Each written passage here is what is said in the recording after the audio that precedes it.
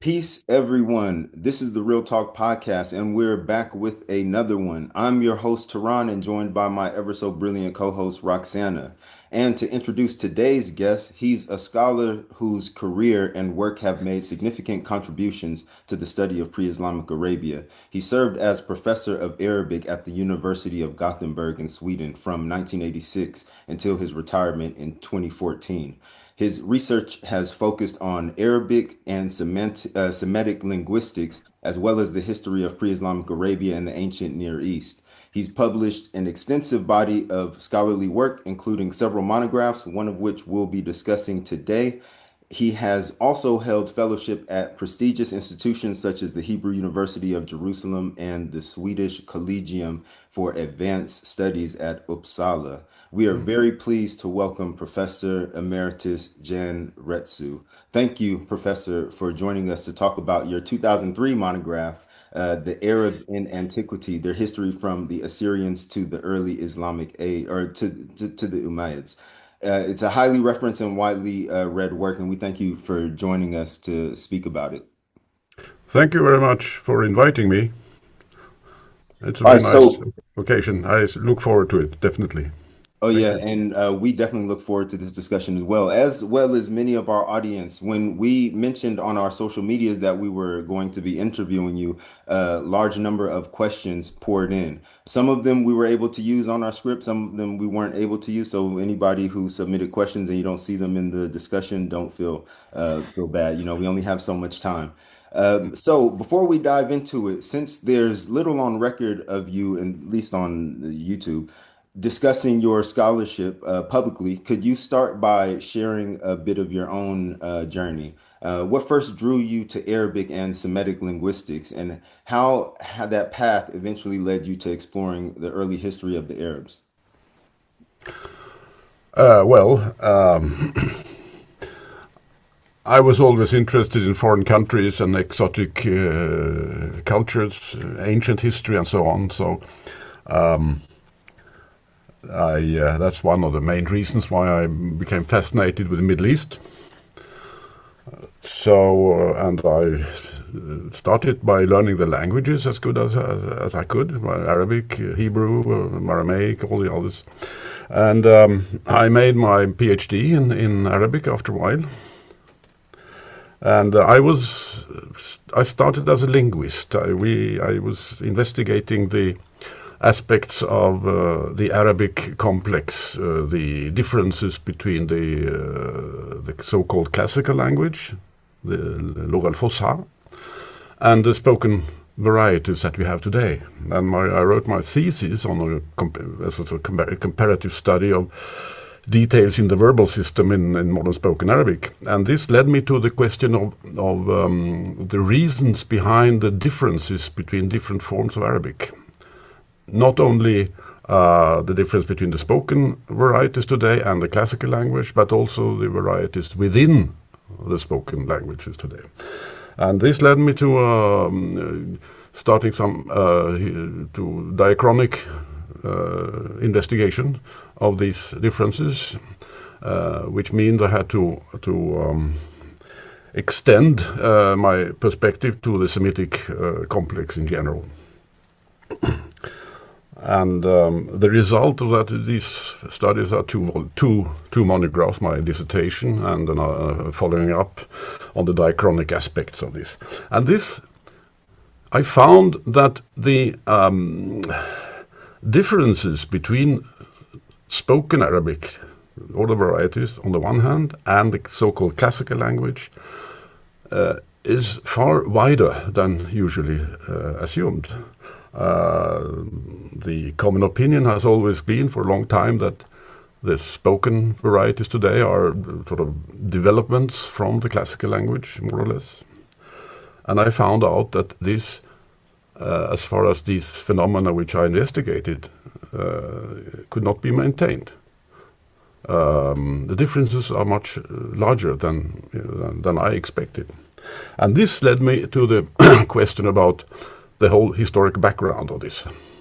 I mean, the conditions in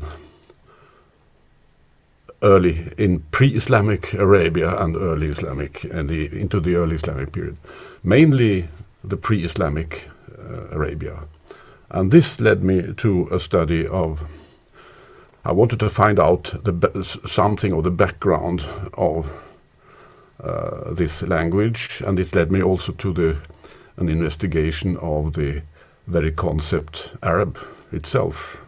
This language, as we know, it's called Arabic language, lisanun Arabiyyun mubin, to quote the Holy Quran. And one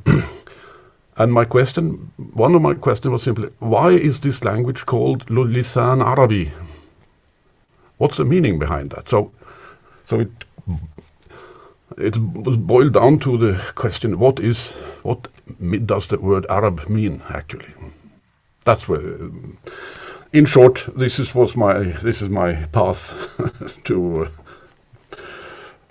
this starting with this problem. Yep. Pre-Islamic Arabia and the background and the position of what these Arab mean. And in the preface to your book, you describe the study of pre-Islamic Arabia as one of the most urgent tasks of historical science. 2 decades on from the publication of that book, do you still believe that to be the case? Yes, I definitely do. And the main reason, well, I mean, it's a fascinating subject in itself, but if you look at the historical context,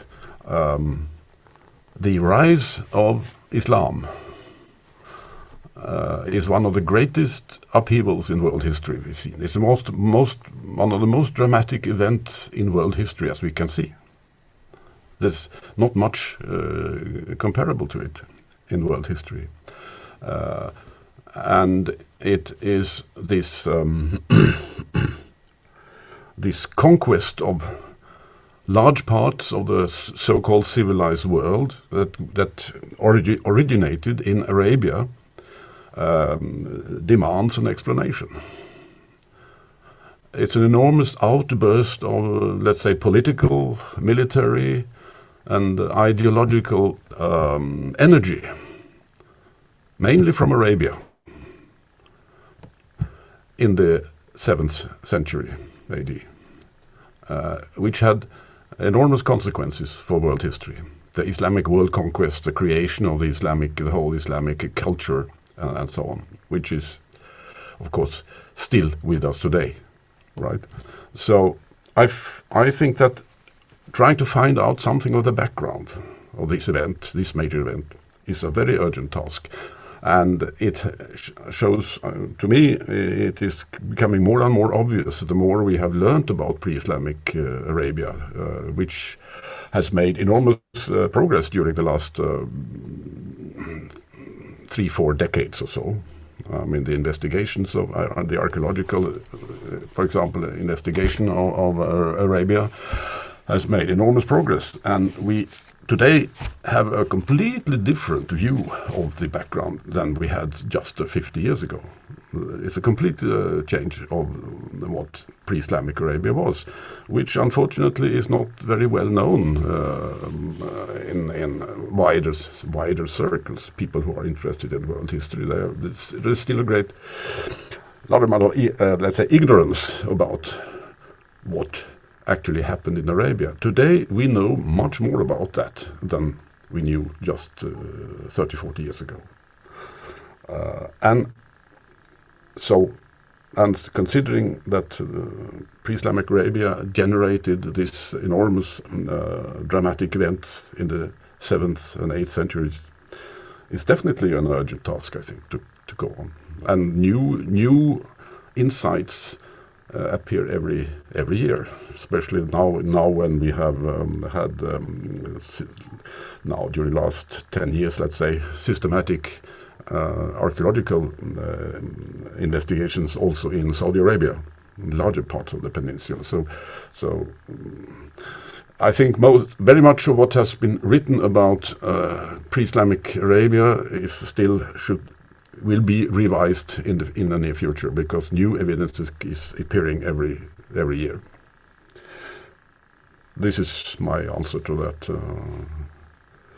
Yeah, it's a very exciting field at the moment, and I still believe that the topic of pre-Islamic Arabia and early Islam is one of the greatest stories that we've yet to find out a way how to tell.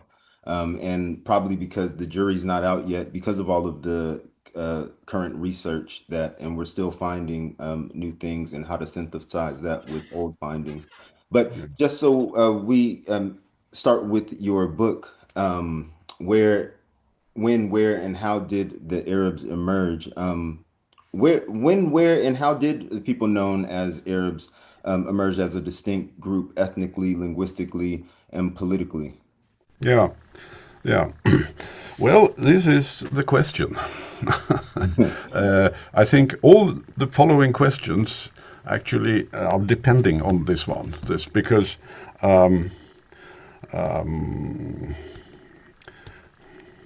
you write here that the Arabs emerged as a distinct group. Were they a distinct group? Question mark. Ethnically, is it an ethnic concept? Linguistically, well, that's the question I started with, the language question. And politically, did they constitute some kind of political entity? When I started this project, I looked into what people have said about the origin of these Arabs and so on. And you can read that chapter there's a couple of chapters in my book where I sketch what I found, and my conclusion was actually that nobody had the clue. People have been talking about this for a long time, and the Arabs are said to have nomads, tent dwellers, camel breeders, members of the eternal Arab nation, Arab speakers, a people, whatever that is. I found all these concepts hazy, vague, and I also found out that nobody really has investigated this thing. That was my starting point. So I decided to forget all about ethnicity, linguistics, politics, or whatever, and just try to trace the word Arab in the ancient sources, from the earliest documentation until the early Islamic period, and read the word as an unknown entity. I did not start with any concept of what it meant. That was my intention to find out. And in order to do that, I had to forget everything that had been said about it before, because I found out that it was pretty worthless, to say the truth, because nobody had made any systematic study of the problem. Nobody had actually seen it as a problem. So that was my starting point, and then my method was to try to trace the word Arab and its derivations in ancient sources, from the earliest documentation of the word until the early Islamic period. As you might know, the earliest documentation of the word is actually dated to the year 853 BC in an Assyrian inscription by the Assyrian king Salmaneser III, dealing with his campaign in Syria, northern Syria, in that year, 853 BC. And then I found around, in all sources after that, the Assyrian sources in Akkadian, Old Testament, of course, Persian, Old Persian inscriptions, Syriac texts, Greek evidence, not the least, Greek writers writing about the Middle East, Latin, and so on, and so on. And I collected around 3,500 instances of the word in all these sources. I'm not sure I found all of them, but it was a fairly good harvest, and from that I considered that I could draw some conclusions, some suggestions of what it was, and this is what actually this book is about. We'll get back to the suggestion I made in the end of that book. But I think it's important to keep in mind, if you read this book, that the method I used, that I did not start with any concept of what Arab meant. That was my intention to find out. So I used a purely inductive method, studying the occurrence of the word Arab and its derivations in texts, analyzing the sources, the contexts, and so on and so on. And so they reached so that's what the book is about. There's a lot to be said about it, but I think that in order to understand what I try to do, it's important to keep this in mind, that unlike everybody else, as I've read, unlike everybody else, I did not start with a preconceived idea of what Arab means. I tried to start from ground zero. And I do believe that's demonstrated in the early part of your book, where you're contrasting Arab with a bunch of various terms. Yeah, I mean, your book is an amazing document of kind of the way the word Arabic has such a very long and debated history, and you go through all of the proposed etymologies that you discuss are not entirely convincing, and that particularly some traditional explanations, like maybe the meaning nomad or Bedouin or pure, don't really hold up to scrutiny when closely examined.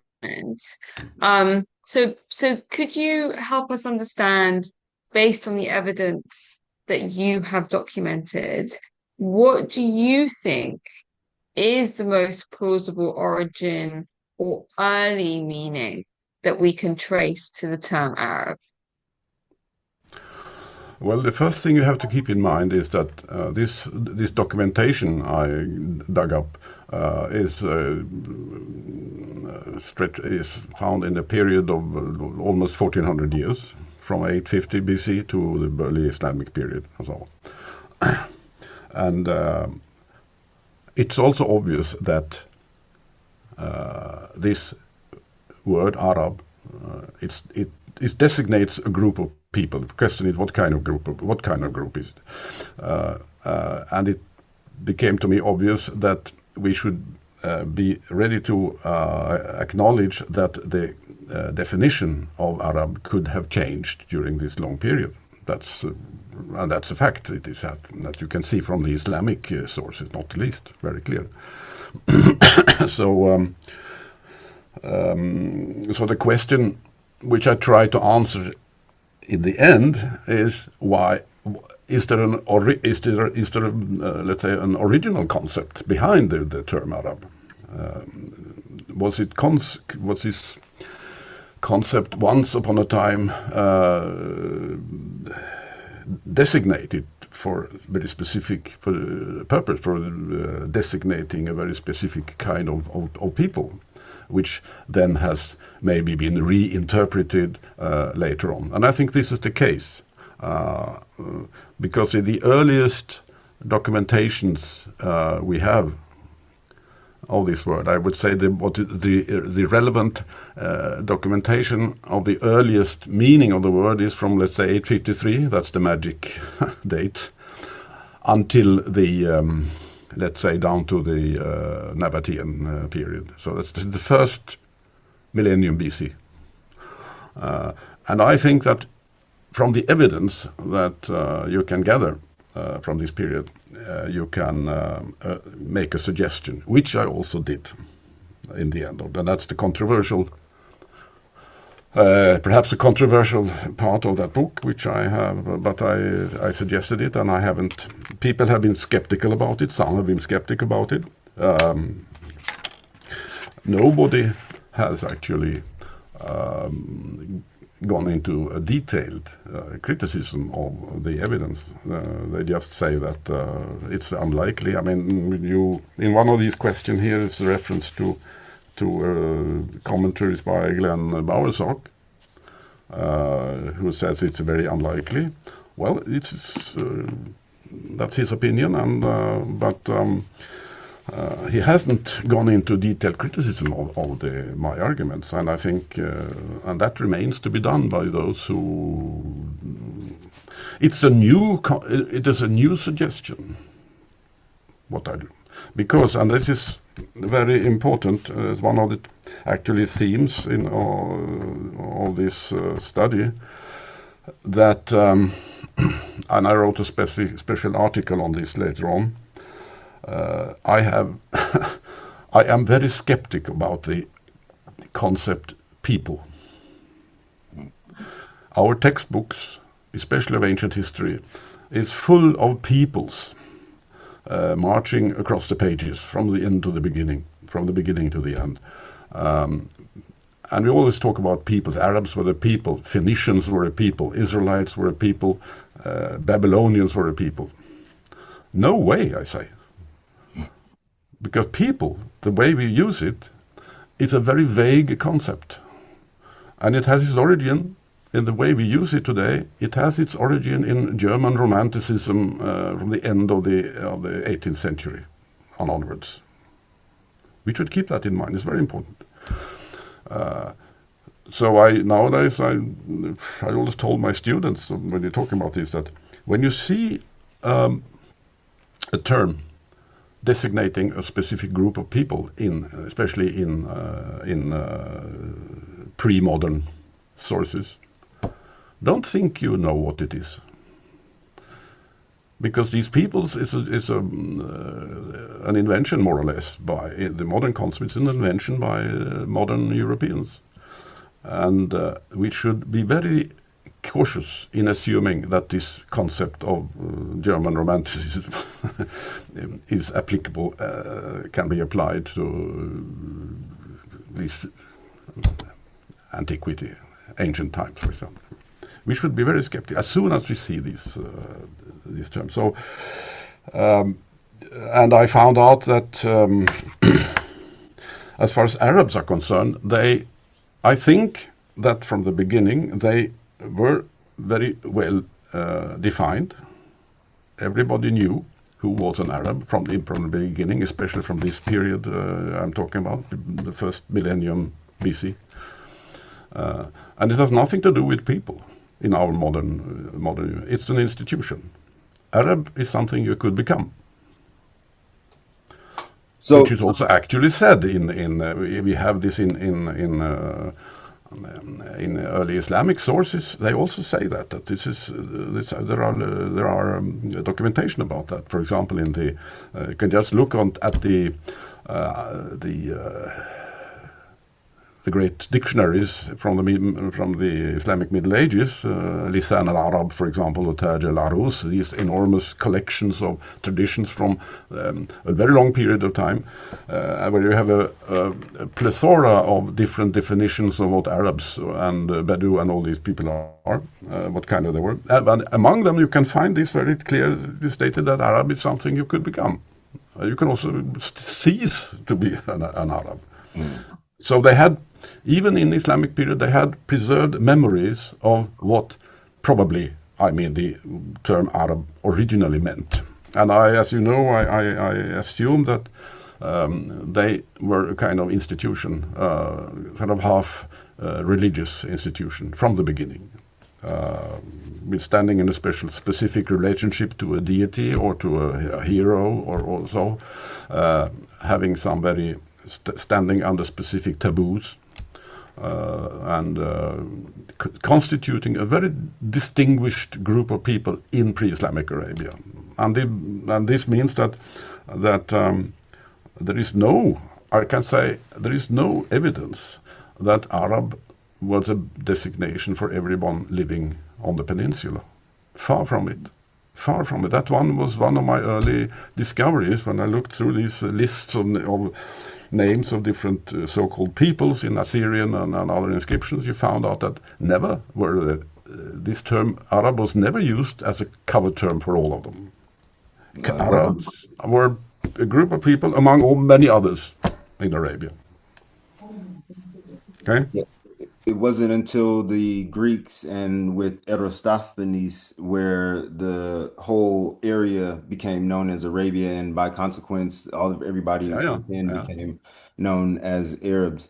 So it sounds like that you would, just going back to the earliest mentions with Gindibu and his Arba'a, and how they're mentioned in the Assyrian sources, you wouldn't see Arabi, Arbeya, in the 9th to 7th century BC Assyrian sources as ethnonyms for, to signify an ethnicity, because that's one of the arguments that Peter Webb has put forth, that these early mentions of Arabs in the earliest sources, in the ancient sources, don't signify ethnicity. Or I wonder if we could translate ethnicity or interchangeably use people for ethnicity. Whereas someone like Michael McDonald, according to my interview that I had with him, he believes that there is something in the language used by the Assyrian sources that signify that the Arabs they mentioned were some kind of people or ethnicity, if I can use those interchangeably. But you problematize this whole notion that we have of people, and so it sounds like, you would agree with Peter Webb in that these aren't. Yes, I do. I agree with him. I think he has hit the nail. We should. And what's good about his comment of this is that he has been able to, what I would say, liberate himself from this this people concept, and he has realized that things could be much more variegated and be quite different from what we are taught in our textbooks. So I could definitely agree with him in that suggestion that we should seek an explanation in that direction. So from these earliest mentions, how do, in the sources, we begin to see Arabs distributed across a vast region, such as the Sinai, northern Arabia, and the Euphrates corridor? How do we explain that distribution? Is it trade, camels, the domestication of camels? Because as you mentioned, we come to find out from your research that everyone in Arabia weren't considered as Arabs, but in the sources, we see a vast distribution of Arabs across a wide region. How do we explain that? I wouldn't say I see a large distribution of Arabs in Arabia. If I'm right, I suggest that this is was a very specific kind of institution from the beginning. It's kind of semi-religious institution from the beginning, and that the documentation we have especially from the pre-Islamic first millennium BC, very clearly points in that direction. Um, and if you see my conclusion, my suggestions in the end of the book, I think that this religious institution was also tied to specific areas, and they were not found everywhere on the peninsula. I single out some areas where I think I can document that Arabs are present, and that they were tied to certain specific centers, or specific areas, sanctuaries, maybe even. And they were not. You could not find them all over the peninsula. You found them in certain places. I point out some of them in southern Syria, for example, in the present Jebel Drus area, in the Negev, in the area around Al-Ula, in Hijaz, in the Hijaz, and of course probably in Al-Hasa in East Arabia, in the great oasis there, and of course also in South Arabia, where we have documentation of Najran and some other. So and also in northern Iraq, in the northern Jazeera, Al-Hatra, yeah. These areas, you can point out that this is where you find documentation of this of the word and these people. They are the earliest appearance of them, people called Arab, is also, as we know well, you probably know, is tied to the camel. Yeah. The first mention of Gindibur, the Arabaya, in 853 BC, he is said to have supported the Syrian kings in the struggle against the Assyrians with 1,000 camels. Mm-hmm. And you have this famous image of from the Tiglath-Pileser III in around 738 BC, the Assyrian king, where he have this image of probably the Arabian queen Shamsi and her camels. Very nice pictures in the British Museum. You can see them. I was there just a couple of weeks ago. So I saw them once again. So there is a connection with the camel, and I have to confess that I am not quite certain about the nature of this connection. It's there, no doubt, at least in some of these documents. And this is a large chapter, so which I have to get back to. So that's what I can say about that. You should, you see, from some of the, yes, well, is someone? Yeah, I would just say one thing more, that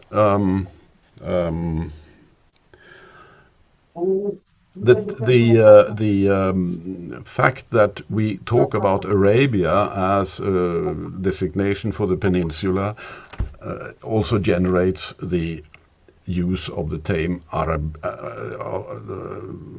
as a designation for all the inhabitants of the peninsula. This, I think, is very important to know. I think you should keep that in mind.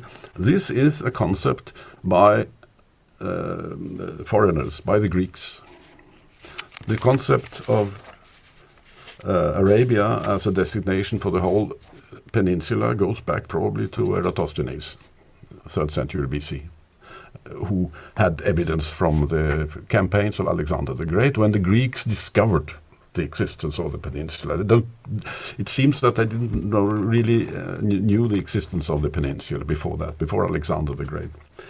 And then they named the whole new continent Arabia, and consequently they also sometimes very often use the term Arab as a designation for everybody living there. But you can also see that the Greek writers, many of them were better informed. They knew very well. There are lots of evidence in the Greek sources that many of them had realized that Arabs was not everybody living on the peninsula. They have in Greek sources we have documentations of these Arab groups in specific areas, and that's the genuine documentation which they obviously possessed, whereas the desktop geographers and writers, they were not very interested in this kind of distinction, which has been with us until today. We still talk about everybody in the peninsula as Arabs. And everybody in the whole what you call today the modern Arab world, from Mauritania to Oman, everybody is an Arab. Everybody are Arabs there, right, according to some. I think it's one. But everybody who's familiar with this part of the world knows that things are a little more complicated than that. Absolutely. This is the latest development in the transformation and use and the transformation of the meaning of the term, based on modern Arab nationalistic thinking, which has been with us for just more than 100 years. It's a new concept altogether, formed in accordance with the European ideas of peoples, which is quite new, something new in the Middle East. I would say that before the year 1900, this concept was completely alien to people in the Middle East. And it's easy to show that. It's a very new concept. And it's a good evidence for the fact that you should be open to the possibility that such designations for groups of people can be transformed and changed during centuries. There are lots of examples of that. And this is a very good one, actually. Now, we shouldn't back project our modern understandings onto ancient or different cultures of a different period. We're talking precisely about that, about potential back projections of later identities. Yes. The Nabataeans are a group that are very much discussed in terms of the evolution of the term Arab. What is your current opinion on the Nabataeans in light of modern academic consensus about their ethno-linguistic character, and particularly the potential place that they played in Arab history?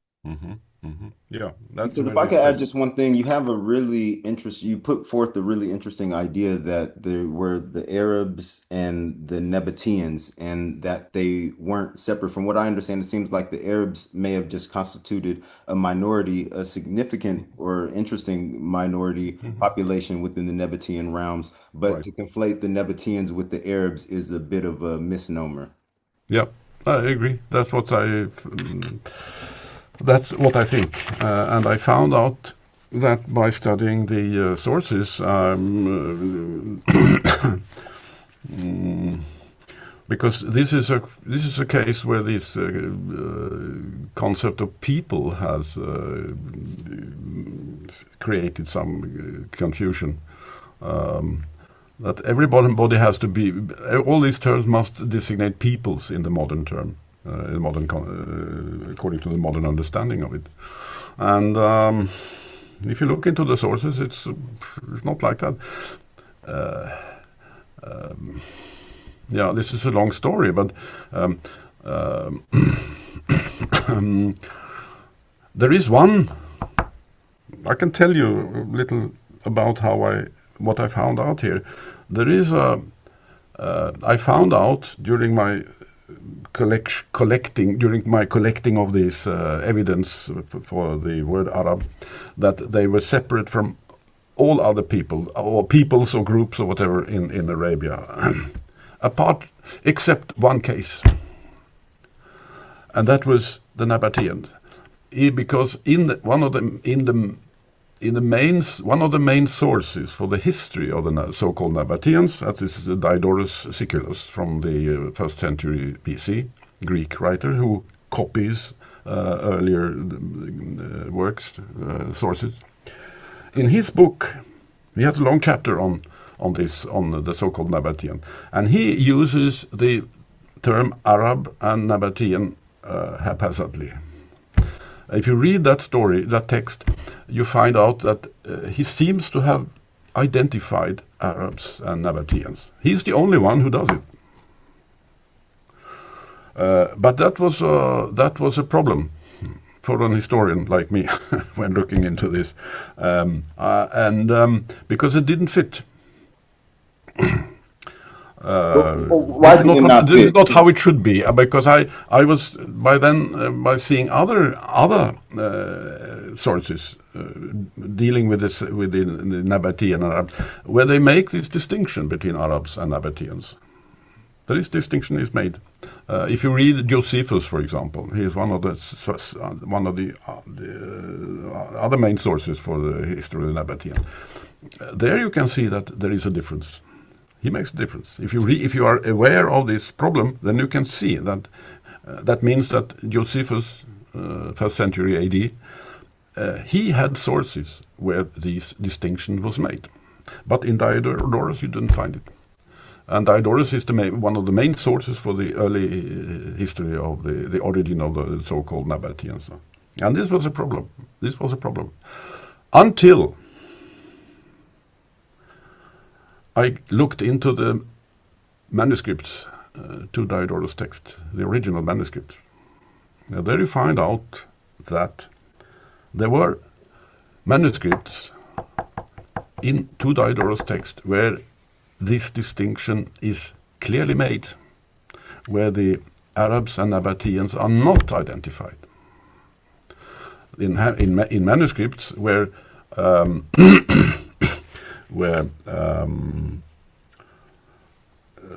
Diodorus makes a distinction between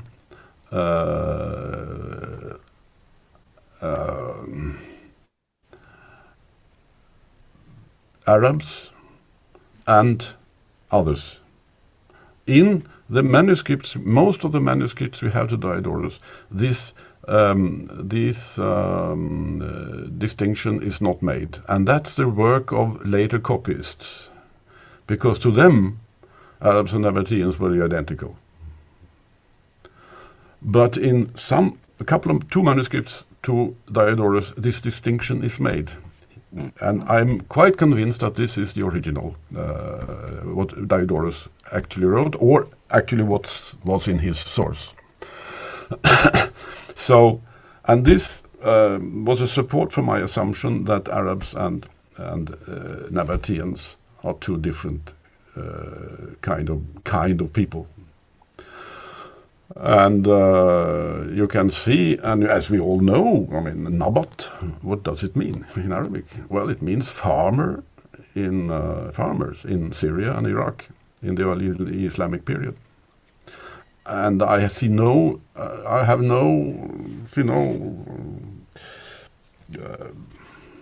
reason to assume that the word Nabat meant something else in the earlier sources. So the Nabataeans, al-Anbat, that is in Arabic, or Nabataeoi in Greek, is a designation for the settled farmers in this kingdom, the so-called Nabataean kingdom. Arabs was a group within this kingdom, and I would suggest that Arabs were a kind of half military entity close to the kings. That's why Josephus and many others talk about the names of these kings, Aretas and Rabiel and so on, the so-called Nabataean kings. They call them the kings of the Arabs. Hoton, Arabon, Basileus. That's what they say. And that's what it means, because they were these Arabs were tied specifically to the king, to the kingdom. The majority of the people in the realm, in that that kingdom, that state that was incorporated in the Roman Empire in 106 AD. It had existed then for several hundred years, and it was called then Pre-Islamic Arabia, interesting enough. And the Romans made a province of it. It's called Arabia, Pre-Islamic Arabia. Which means that they used this term since the kings had called themselves kings of the Arabs. But the majority of the inhabitants of that kingdoms were these Nabataeans, which means the same as it does in Arabic, settled farmers. Well, so I adamant on making this distinction. I believe the manuscripts to Diodorus here. I have full confidence that this is what he found in his sources, and that if you look in the editions of Diodorus, let's say the Loeb edition, the classic text, there you have this confusion between Nabataeans and Arabs, but they reflect the later mistake of the copyists.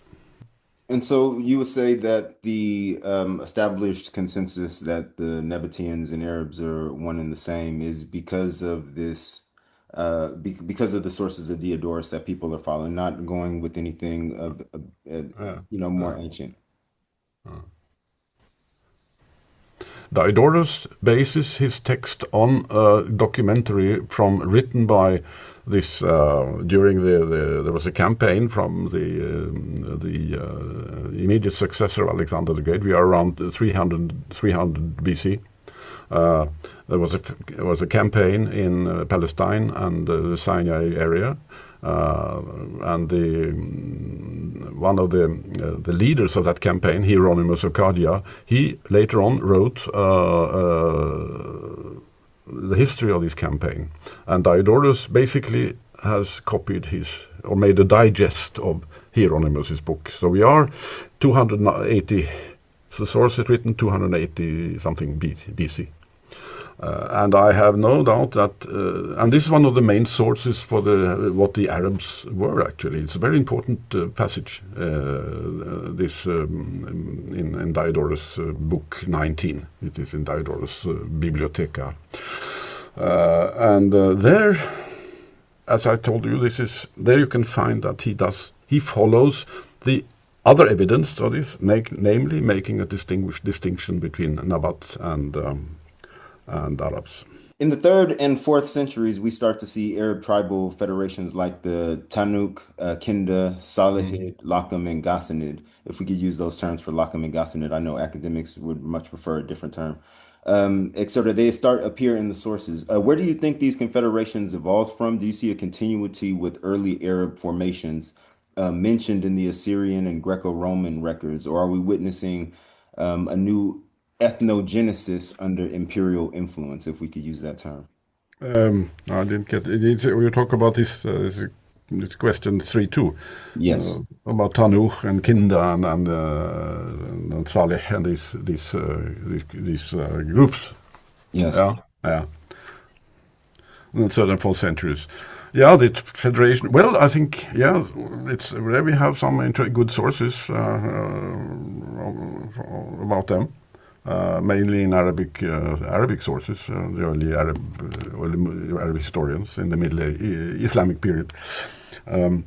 They are, of course, in a way, it's a complicated thing. The background of these federations. I think that I would suggest that these federations, that you call them. Yeah, they were probably some kind of alliances between different clans and so on. These groups, I did not find any evidence that these groups were named Arab.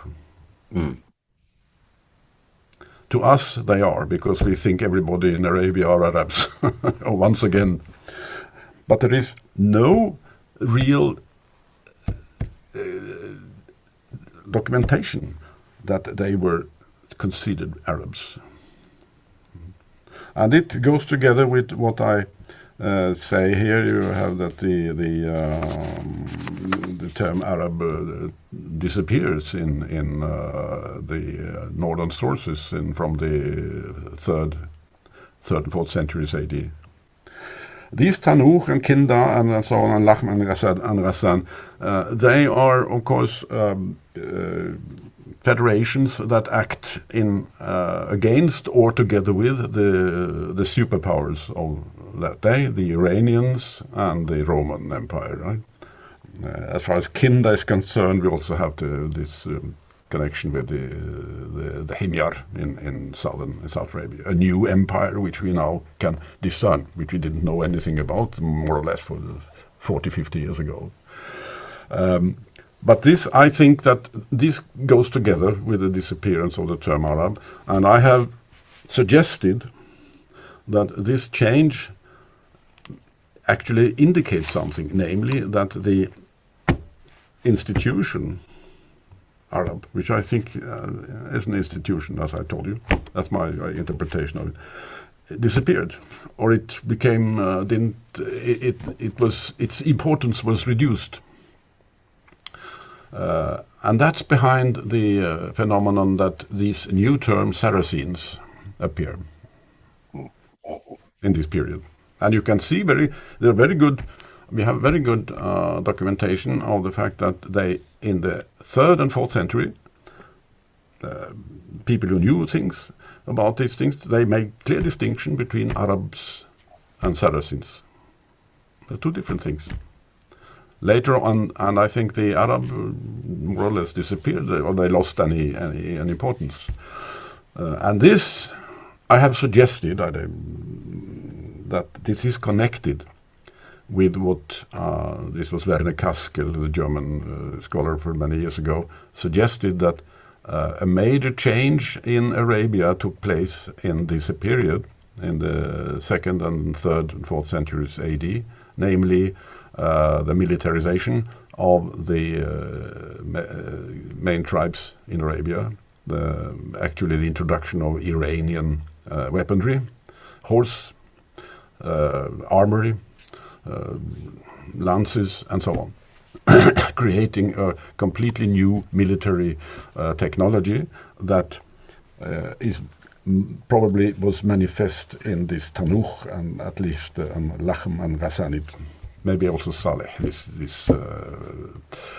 What he called the Bedouin, he calls it the Bedouinization of Arabia, but I don't think that's a good term, because it's not that they became Bedouin in the modern sense. Modern Bedouin is something else. What happened in Arabia is that there is a completely new layer in society composed of these military men with a new military equipment, the new military technology. And these are the people who we can see in the earliest Arabic poetry, for example. That's their ideals. The great the poetry from the 6th century and onwards. And these people, this military class, let us say, basing their power on the new weaponry and the use of the horse, or the combined use of the horse and the camel. These are the people who perform the world conquest in the 7th century. They are absorbed into the new Islamic State, and they are the ones who perform the military conquests. But they were a new phenomenon, fairly new phenomenon in Arabia. The first traces of them are probably, let's say, the Tanukh, which is documented, and the Saleh from the 3rd century, 3rd century and 4th century. That's where we see the beginning of this, beginning document. This is also when this process of militarization with the new weaponry starts, which culminates in the 7th century AD with the world conquest. That's how I see this. So that somewhat explains my next It's question. people might. I think that now someone might disagree because it's an. But it seems to me, from the sources I know, this seems to be a very plausible scenario. Okay. So then it's Just backtracking just before the disappearance of the term Arab in sort of in from the 4th century onwards, we have the Namāra inscription, which is dated to 328 CE, Yes. that records the death of Imr al-Qais, who called himself the king of all Oh, Arabs. yes. Could you summarize what that inscription really tells us, and how confident we can be about identifying Imr al-Qais as actually the figure it describes? Yeah. It's a fascinating document, definitely. The first thing one should keep in mind is that his tomb, the place Namāra, is, as we know, of course, in southern Syria. No? It's just north of Jabal Druz. So his tomb is within the Roman sphere.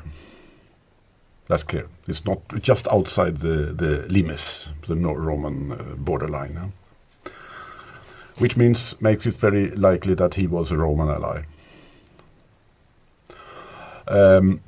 The other thing to keep in mind is that this area is one of those areas where I point out that we find the original Arabs earlier. It's documented that in southern Syria there was a center for these the earliest kind of Arab, namely the Arab institution. They obviously was a group in southern Syria. They've been there for a very long time. Imr al-Qais calls himself Malik al-Arab, kullu hi, or kullu hal, whatever. And probably he was. That's why the title comes from the fact that he was king of this area where there had been Arabs around for a very long time. As you know, there is another ruler who also came from the same area, who also is called the Arabs, namely the Roman Emperor Philippus Arabs, middle of the 240 AD. He came from there. He's called Philippus Arabs, Philip the Arab. I think that it means that he came from exactly the same area. He was maybe a relative to Imr al-Qais. I don't know, but so this Arabia in southern Syria today was a Roman Roman ally, whatever you call it. I mean, Irfan Shahid has written a lot about these Roman allies in Syria, as you know. And what the inscription says is that this king of Arabs have undertaken a campaign far down on the Arabian Peninsula, on the western part of the Arabian Peninsula, even probably down to Najran even. It seems that the town Najran is mentioned in the inscription. A couple of the tribal names mentioned there are also we should look for in Arabia, in Western Arabia somewhere. Nizar, for example, and so on. So my interpretation of this is that Imr al-Qais was a Roman ally, and being the prolonged arm of the Roman power in Syria and northwestern Arabia, and that he actually took part in a campaign aiming at increased Roman control of parts of Arabia. And this was nothing new in Roman politics. They had tried that before. For example, in 24 BC, when Augustus sent his army from Egypt to Yemen, which ended in the catastrophe. The Romans had this interest because in the beginning of the 4th century, this is when Imr al-Qais is active, the renewed Iranian power had emerged, had been around for 100 years, the Sassanids, and they had showed their power very clearly in the 3rd century. They even took one of the Roman emperors as a prisoner, which is depicted on one of the reliefs in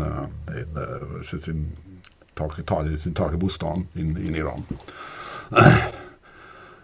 So the new Iranian power was a threat to the Roman Empire. Once again, this fight had been going on for centuries. Now there's a renewed Roman Iranian Empire, and what the Romans do, I interpret the Namāra inscription that they try to repeat what they had tried to do in 24 BC. In order to ascertain control of Arabia, preparing for an attack, probably against Iran, or to build a bulwark against the Iranian influence.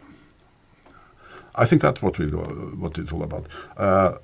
And they used this king, Imr al-Qais, a local chieftain in Syria, who happened to belong to this Arab community, perhaps. But who obviously had the resources, were able to gather people around him and to pursue this campaign. I mean, if we believe the inscription, this is what is said in the inscription, that he mentions the tribe of Ast and the tribes of Nizar, names we know from the Arab genealogies later on, and he also mentions the town of Najran. So the paradox here is, of course, that Imr al-Qais is perhaps the last Arab in the north, because it's in this period that the term Arab disappears from our sources. So you don't see Imr al-Qais as a Lakhmid ruler, sounds like. No, I don't think at all he is. Lakhmids are something else. They are in Iraq, on the other side of the Syrian desert. Because this was a very common name. We have lots of examples of this name. Yeah. It's very common name. I mean, from the famous poet, for example, or there are many instances of that. So that it doesn't mean anything. Then from the name you cannot localize this ruler. You have to look to the facts on the ground, and that his tomb is situated close to the Roman border, and it makes sense to assume that he was the prolonged arm of Roman power in the Syrian desert in this period. That's how I see this. Okay. In opposition to later Islamic literature that at the time conflates the term Aʿrāb with Bedouin, you argue pre-Islamic evidence does not support that meaning. Could you outline what was the most compelling evidence that led you to that conclusion? Yeah, that Arab or Aʿrāb does not mean Bedouin. No? Yeah. Excuse my error. Yes. No. This is a legitimate question because it's always supposed that they were. Well, here there is an article which I still have to write about this. I can tell you that. And that article I will try to use. In that article, I'm trying to use the lots of evidence from these the large Arab dictionaries from the Middle Ages, like the Lisan al-Arab and the Taj al-Arus, because they have a lot of material of interest. And there you can see how complicated this is, that what we talk about Bedouin, yeah, and we think we know what it is. You see this guy riding on a camel in the desert with his kafia, all this kind of thing. Yes, well, living in these black tents. Yes, of course. Right, this is Bedouin, and they have camel. Well, the evidence backwards is extremely complicated. Bedou, the word Bedou means, doesn't necessarily mean this kind of people. Bedou means the open landscape outside the walled cities. Lots of evidence for this, and so on. So there is no reason to identify Bedou and Arab just like that. We should once again be aware of when we have these two different terms. We should not immediately assume that they mean the same. There probably is there is a reason why there are these two terms. Well, Arabs, we have Arab and we have Bedou, people living in the open land.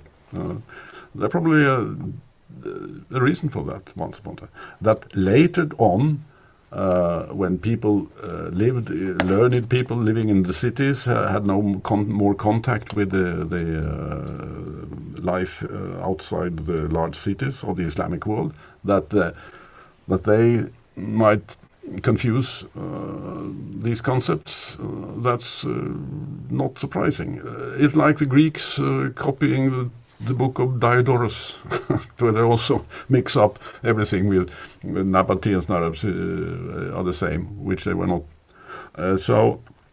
But this deserves to be clarified. That's sure, and I hope to be able to do that because it should really didn't point it out. And when it comes to Aʿrāb, we have two forms of the word. When Arab is a collective, it means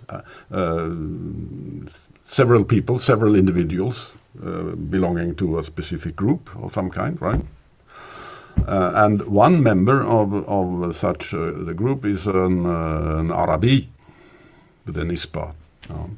But then you have the word Aʿrāb as well, which is a plural, Aʿrāb.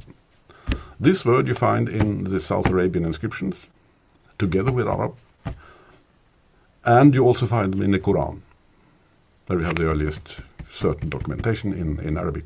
In the Quran, you have some 10 instances in the Quran where Aʿrāb are mentioned. Now, and this is usually translated Bedouin in modern, which cannot be because there were no Bedouin in that period. Which that is, well, not any Bedouin in the modern sense. What does Aʿrāb in the Quran mean? Well, it probably means the same as in the South Arabian inscriptions, where Aʿrāb stands for individual Arab who were who served the kings of South Arabia. That's what it seems to mean. Aʿrāb is people from the Arab group who were sort of drafted or became mercenaries or something for the South Arabian kings. Now, in the Quran, if you read it thoroughly, the Aʿrāb in the Quran are blamed for not taking part in the campaigns. Campaigns of Khaybar and some. This means that they were supposed to do it. They did not, but they are criticized for not doing so. And you can imagine if these Aṛāb mentioned in the Quran were people with the same status as the Aṛāb in South Arabia, this criticism becomes sensible. So my interpretation is, and there is, of course, I have a couple of instances where this seems to be very clearly documented, that the Aṛāb in the Quran They are the people who lived in the outskirts of the Yathrib oasis, right? They did not live in the city proper. They lived in the outskirts of the oasis of the Yathrib, which means that they were some kind of subject to the rulers of the oasis, including the Prophet himself, and they could be expected to take part in military operations, which they for some reason didn't. That's how I interpret this. Later on, in many Arabic sources from the Middle Ages, you can see that they mixed up these Arabs and Aʿrāb and Bedouin are often treated as being identical, which they were not from the beginning. And you can also see that especially from the large articles in these dictionaries, that there were people who were fully aware that once upon a time there had been a difference between these groups, Bedouin, Aʿrāb, and Arab. And this is what you should look. When you see these kind of different difference, you see there is one group of texts that say they mean the same, all the same. Other groups of texts say they are different, they mean different things. I think you should go for the latter group of texts, latter group of sources. They probably are more close to reality. It's much more likely that later ages did not bother about these distinctions because they were not relevant any longer or whatever. You should look for the cracks. That's what an historian should do all the time. Look for the cracks in the sources. Totally. That's there. You also have the explanations for many things. Yeah, historians are professional hole finders in terms of looking for holes in narratives. Absolutely. Well, I belong to the Scandinavian Germanic source critical tradition, so we are very aware of these things. That's what we are taught very consistently when we start studying history. We have this term, and basically going back to the good old Germans in the 19th century. It's a very good training. It sharpens your view on these things. I don't think in the Anglo-Saxon world they really have the same tradition. It's a little bit different. We are trained in this from the beginning in another way, I think. We were looking for cracks and contradictions. That's what we want, because these are the keys to reality. Probably, hopefully. Well, talking about the field of wider scholarship and epistemology that guides that scholarship and the conclusions that guide that scholarship, what implications do you think your hypothesis for the meaning of Arab would have if it was taken up more widely in other fields within Islamic studies, because Islamic studies is such a multidisciplinary field? I mean, you already just touched on how it might sort of change our understanding of the Quran within Quranic studies.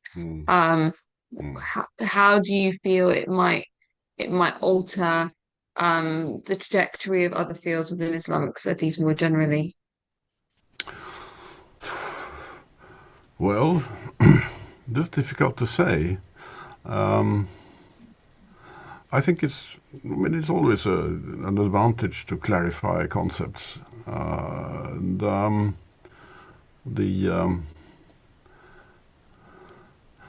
The fact that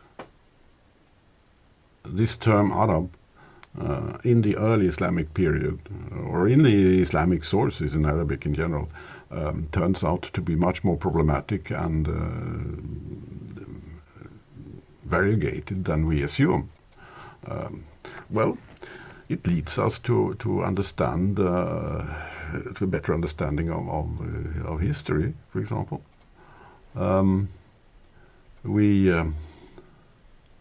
Although it puts a question mark on these modern concepts of people and nationalities and so on, which I think is urgent. We should be more aware of this because today this nationalist ideology is dominating, not least in the Middle East. We can see it every day, and the consequences of it. And so I belong to those who believe in clear thinking, trying to make distinctions between.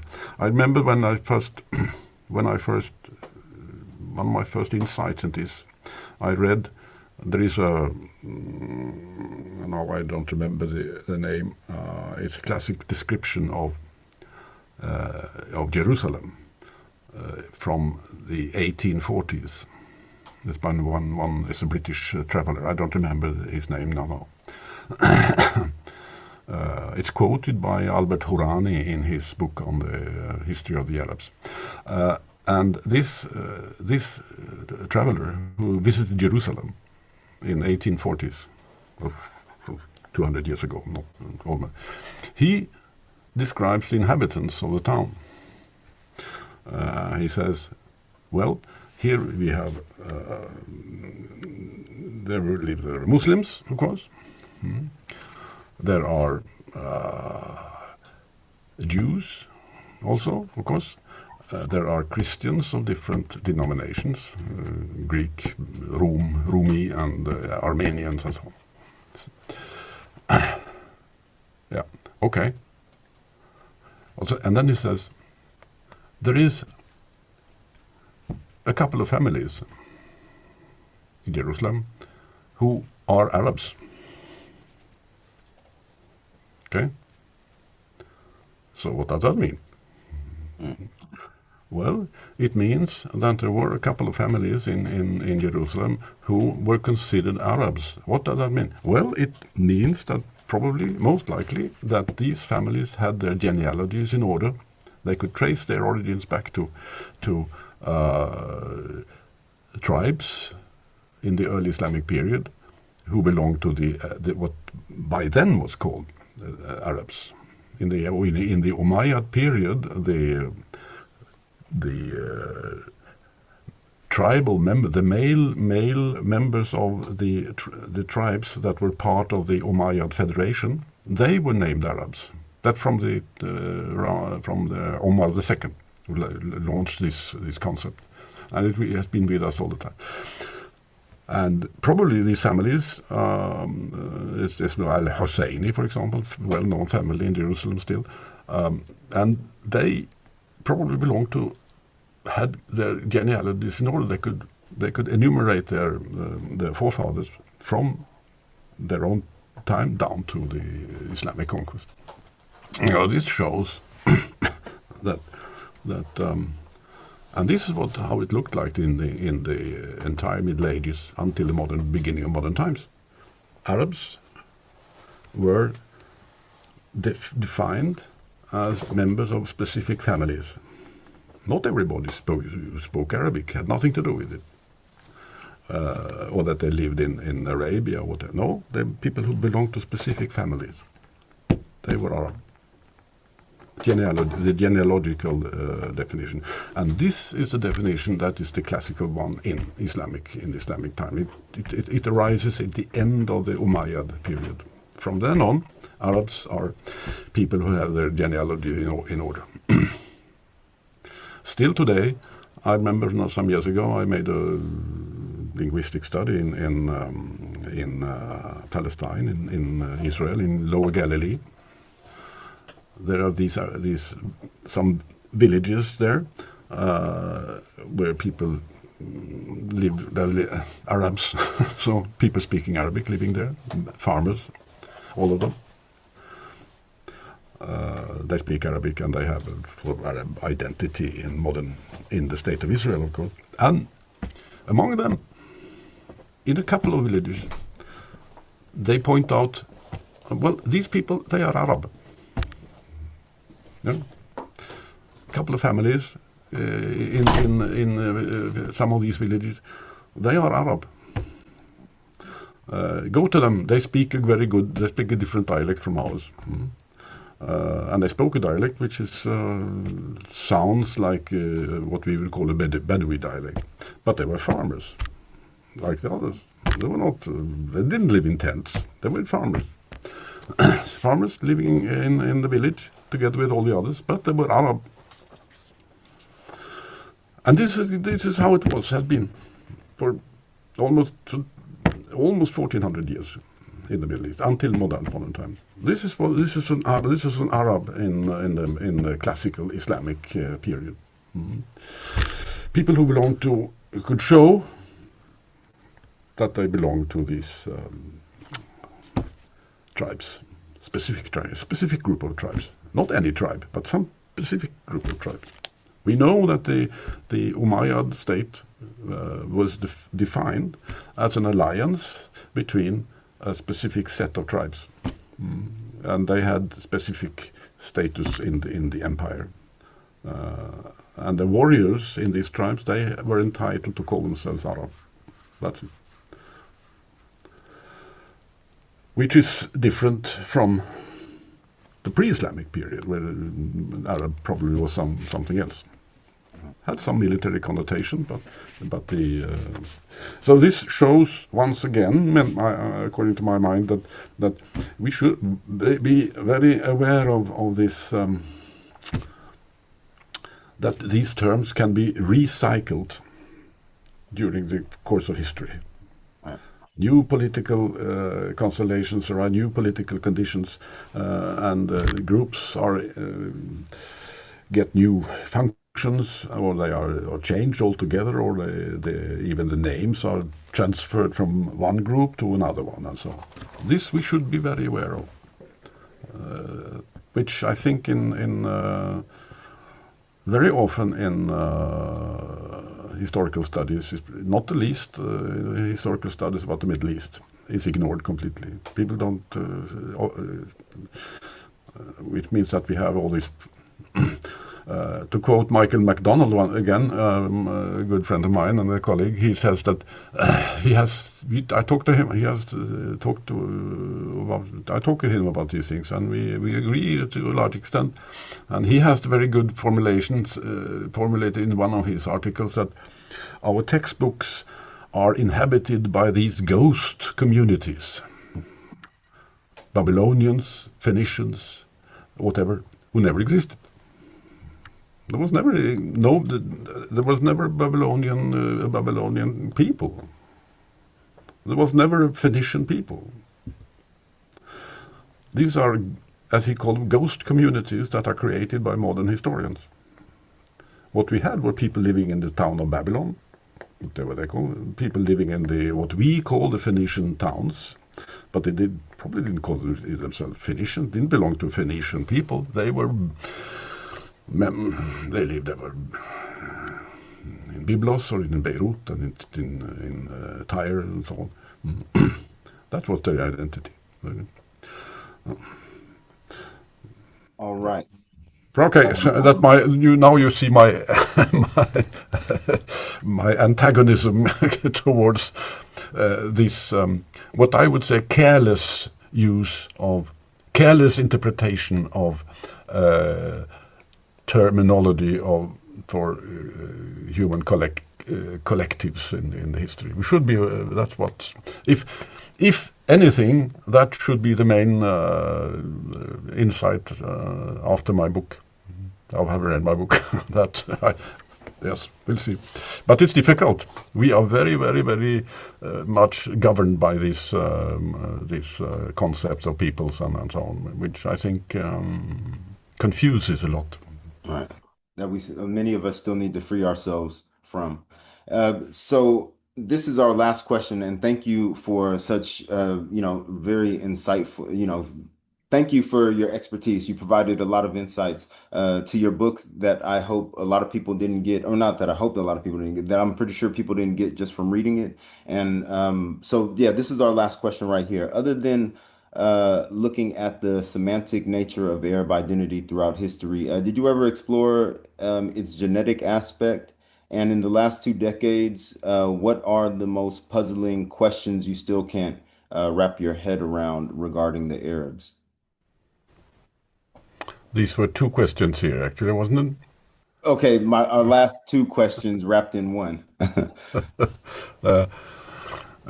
New evidence during the last 20 years, which should be taken into account. As far as this question is concerned, the Arab question, I haven't seen much, I would say. There is now a lot of new textual evidence, inscriptions and so on from Arabia, and archaeological evidence, which is fascinating to see. There are no real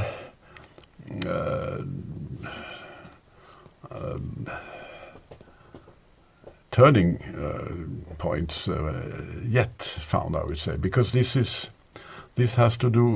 dependent on this is things. If these Arabs were, as I say, from some kind of a religious community, they haven't left much physical evidence. That's for sure. That's also what, if you read the descriptions of these Arabs in Diodorus Siculus, for example, from Hieronymus of Cardia, you should not expect much archaeological evidence for them. Unfortunately, maybe there could be. So, I would say that I haven't yet found anything new which would make me change everything in my conclusion. I think for me it's still relevant. I'm of course have to be, as a scholar, you must be open-minded to new evidence, of course. But until the new evidence turns up, I think I stick to my my concepts about these things. I can tell you that I'm working on a new volume, which is a continuation of this thing. Because I can't. This is another seminar, but I just tell you that when I was working with this Nabataean problem, I found out something. I made a discovery, but this discovery had such consequences that I couldn't include it in the book. So I have to make a special monograph of it, and I'm working on it at the moment. I've been working back and forth. I've done other things as well, but now I'm trying to work on it and finish it. Where I can say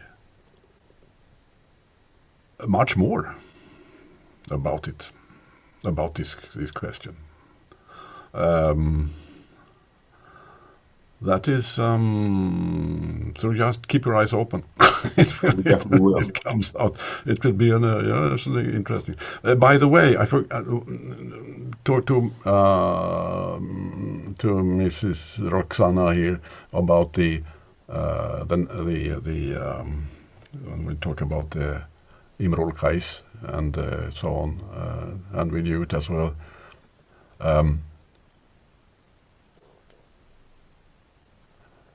If you read my book attentively, in the end, there is a passage there which I found where I think you have the whole story about these Arabs. In a way which is extremely interesting, which I will get back to. It's the story of the Lycurgus and his Arabes in this late antique epic by Nonnos, the Dionysiaca. Read that passage, you see, because this text there is a Greek epic. Is the last great epic of antiquity.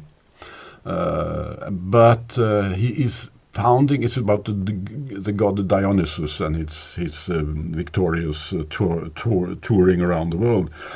But there is a larger episode there which deals with Arabs and the Arabs who in this story are very similar to the ones described in Diodorus.